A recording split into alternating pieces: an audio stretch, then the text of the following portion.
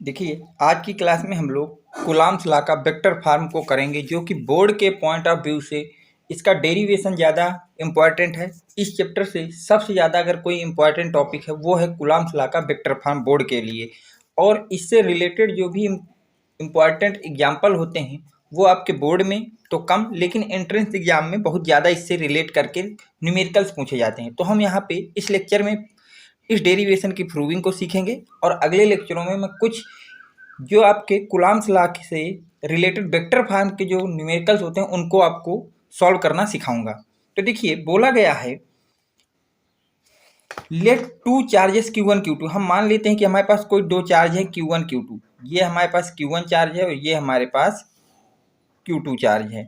ठीक, are present in x y plane. तो ये एक्स वाई प्लेन है जिसपे आपका Q1 Q2 चार्ज आपके प्रेजेंट हैं। कहाँ पे प्रेजेंट है? एट पॉइंट ए और बी। इस पॉइंट को उन्होंने ए बोला और इस पॉइंट को हमने बी बोल दिया है। और बोला गया इनका पोजीशन वेक्टर R1 और R2 है। आप लोग जब क्लास 11th में रहे होंगे तो वेक्टर करके एक चैप्टर है, 11th में 12th में, ये मुझको ज़्यादा क्लियर नहीं है, तो उस चैप्टर में आपको वेक्टर में बताया गया होगा कि किसी भी चीज़ का जो पोजीशन का मतलब होता है कि उस पॉइंट का ओरिजिन से डिस्टेंस क्या है। तो ये ओरिजिन है, तो बोला गया है कि R1 जो है पोजीशन वेक्टर है Q1 का, और जो R2 है वो पोजीशन वेक्टर है Q2 का। मतलब उसकी डिस्टेंस कहाँ से बेटा? ओरिजिन से ली जा रही है। और यहाँ से हमको ये पता बोला गया है। अब देखिए, अगर मैं ए और बी के बीच की डिस्टेंस की बात करूँ तो वो डिस्टेंस आपके पास हो जाएगी, अगर आप इस डायरेक्शन में जा रहे हैं, ध्यान से देखना, बी से ए की तरफ जा रहे हैं तो उसको लिखोगे आप लोग R21, क्योंकि आप 2 से 1 की तरफ जा रहे हैं। और अगर आप लोग ए से बी की तरफ आ रहे हैं, कहाँ आ रहे हैं बेटा? ए से बी की तरफ आ रहे हैं। अगर आप लोग ए से बी की तरफ आ रहे हैं तो इसको लिखोगे पोजीशन वेक्टर 1 2, मतलब 1 से 2 की तरफ जा रहे हैं। हमेशा दो पॉइंट के बीच की डिस्टेंस को लिखते हैं जहाँ से आप चल रहे हैं और जहाँ की तरफ जा रहे हैं। 1 से 2 गए हैं तो ये R12 वेक्टर होगा, और इधर के लिए आप लोग लिखेंगे R21 वेक्टर, ये लिख दिया। अब देखिए, अगर मैं आपसे बात करूं तो ये जो पॉइंट है Q2, अगर ये दोनों Q1 और Q2 पॉजिटिव है तो इस पर फोर्स लगेगा Q1 के द्वारा Q2 को दूर की तरफ रिपेल करेगा। मतलब ये फोर्स लगेगा 2 पे, लगेगा फोर्स 1 के कारण, फोर्स लगेगा Q पर 1 के कारण। और इसमें जो आपका Q2 भी इसको क्या करेगा? रिपेल करेगा। तो फोर्स लगेगा 1 पर, किसके कारण बेटा? 2 के कारण। तो इस तरह से इनके कुछ वेक्टर में रिप्रेजेंटेशन होगा। अब देखिए, यहाँ से हमने लिख लिया कि F21 का मतलब है be the force on charge Q2। मतलब जो फोर्स लग रहा है Q2 चार्ज पे, किसके कारण? Due to Q1। और F12 का मतलब है force on charge Q1 due to Q2। 1 पे लगने वाला चार्ज किसके कारण? 2 के कारण।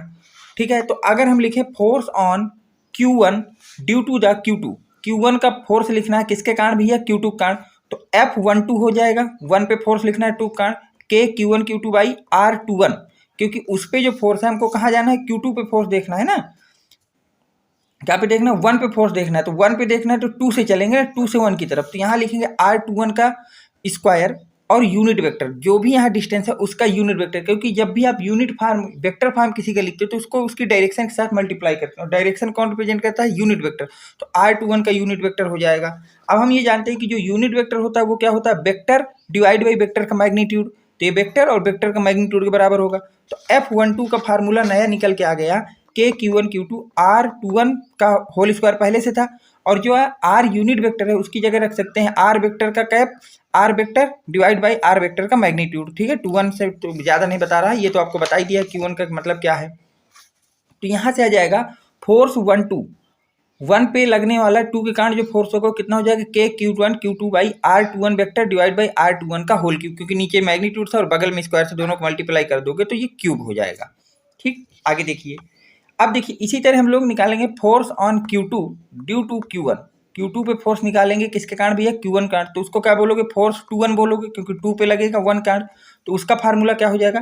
के Q1 Q2 बाई, तो सेक रहेगा। डिस्टेंस के लिए क्या हो जाएगा? R12, जो यहाँ हो उसका जस्ट अपोजिट लिखते हैं। जुगाड़ ये जो यहाँ पे फोर्स लिखा हो उसका जस्ट अपोजिट। तो यहाँ 2 1 है तो यहाँ 1 2 का होल स्क्वायर, और इसी का आपको यूनिट वेक्टर ले लेना है। अब इस यूनिट वेक्टर को कैसे खोलोगे? वेक्टर डिवाइड बाई मैग्नीट्यूड, तो ये क्यूब हो जाएगा। अब आप यहाँ से एक चीज़ ये देखा कि जो F12 है और जो आपके पास पोजीशन वेक्टर 1 2 और पोजीशन वेक्टर 2 1 है, इन दोनों का क्या है बेटा, डायरेक्शन अपोजिट है। एक फोर्स इधर को लग रहा है तो एक फोर्स इधर को लग रहा है, पर डिस्टेंस तो बराबर है ना, आर की वैल्यू बराबर है लेकिन डिस्टेंस अलग अलग, वो डायरेक्शन अलग अलग है। तो मैंने एक को दूसरे के बराबर कर दिया, बस साइन किसका लगा दिया, माइनस का। तो अगर हमको ये पता चल गया कि जो आर वेक्टर है वो R12 किसके बराबर हो जाएगा, R21 के माइनस टाइम बराबर हो जाएगा, तो F21 किसके बराबर हो जाएगा, K Q1 Q2 by R12 का होल क्यूब R12। अब R12 की जगह आप लोग क्या माइनस का R21 लिख सकते हैं, ये देखिए आप माइनस का R21 लिख दिया, और ये तो मैग्नीट्यूड है, मैग्नीट्यूड हमेशा पॉजिटिव होता है, तो यहाँ पे चेंज किया लेकिन साइन नहीं लगेगा, तो यहाँ माइनस आएगा यहाँ नहीं आएगा, ये बात आपकी समझ में आ गई। तो क्या इसको कल के दिन F21 इक्वल टू उस माइनस को आगे ले आए, K Q1 Q2 R21 divide by R21 का होल क्यूब लिख सकते हैं।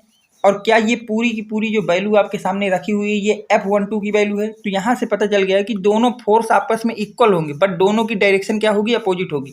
Force on charge 2 due to 1 और force on charge 1 due to charge 2 always equal but direction are opposite. यहाँ पे कुछ चीज़ें आपको याद रखना है। पहली चीज़ याद रखना है कि R1 और R2 जो है वो हमारे पोजीशन वेक्टर हैं, बिल्कुल याद रखना है इस नोट पॉइंट को कि R1 और R2 जो है वो हमारे पोजीशन वेक्टर हैं।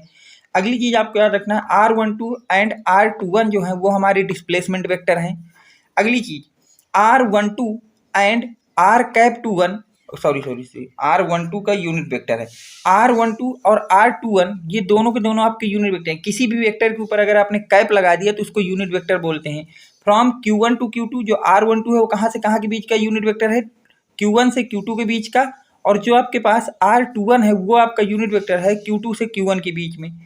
और अगली वेरी मोस्ट इंपॉर्टेंट बात, रेंज ऑफ कूलाम फोर्स, जो कूलाम फोर्स की रेंज है वो 10⁻⁻15 मीटर से लेकर 10⁻18 मीटर तक है। 10⁻⁻15 मीटर से कम डिस्टेंस या 10⁻18 मीटर से ज़्यादा डिस्टेंस पे आपका कूलाम्स लॉ अप्लीकेबल नहीं होता है। तो इस न्यूमेरिकल को इस डेरिवेशन को आप अच्छी तरह से 2 से 3 बार ट्राई करेंगे। अगर एक बार में समझ में नहीं आया हो तो इस वीडियो को बार बार रिपीट करके देखेंगे। अगर इसके बाद भी आपको समझ में नहीं आ रहा है तो आप टेलीग्राम ग्रुप में अपनी प्रॉब्लम को मेरे पास भेजेंगे, मैं आपको सॉल्व कर दूंगा, ठीक है।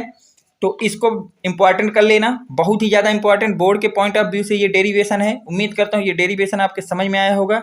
तो वीडियो को लाइक करें, चैनल को सब्सक्राइब करें और अपने फ्रेंड सर्कल में ज़्यादा से ज़्यादा शेयर करें। Thanks for watching, next video coming soon.